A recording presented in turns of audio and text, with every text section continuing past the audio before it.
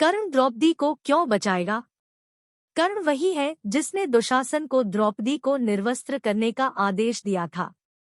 जब शोर कम हुआ तो क्रोध से लगभग बेसुध हो चुके राधे ने अपनी चमकदार भुजाएं पकड़ ली और ये शब्द बोले, मैंने विकर्ण में कई विकृतियां देखी है। जैसे आग उस खंड को नष्ट कर देती है जिससे वह जलाई गई है, उसका विनाश उस आग से होगा जो उसने बनाई है। यद्यपि कृष्ण के आग्रह पर जो लोग यहाँ एकत्र हुए हैं, उन्होंने एक शब्द भी नहीं कहा है। मेरा मानना है कि द्रुपद की पुत्री को धर्म के अनुसार जीता गया है और वे भी ऐसा ही करते हैं। हे धृतराष्ट्र पुत्र, बचपनावश तुम ही टुकड़े टुकड़े किए जा रहे हो। बालक होकर भी तुम इस सभा में वही बोलते हो जो बड़ों को बोलना चाहिए। हे दुर्योधन के छोटे भाई, धर्म क्या है इसकी वास्तविकता आप नहीं जानते। सीमित बुद्धि वाले व्यक्ति की तरह आप यह घोषणा करते हैं कि कृष्णा को जीता नहीं गया है, जबकि उन्हें जीत लिया गया है। हे धृतराष्ट्र पुत्र, आप यह कैसे सोच सकते हैं कि कृष्ण को जीता नहीं गया है? इस सभा में सबसे बड़े पांडव ने अपना सब कुछ दांव पर लगा दिया।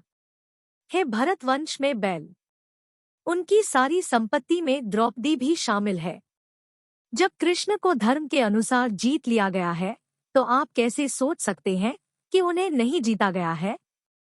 भाषण में द्रौपदी का उल्लेख किया गया और पांडव ने अनुमोदन किया। फिर आप किस कारण से यह सोचते हैं कि वह जीती नहीं गई है?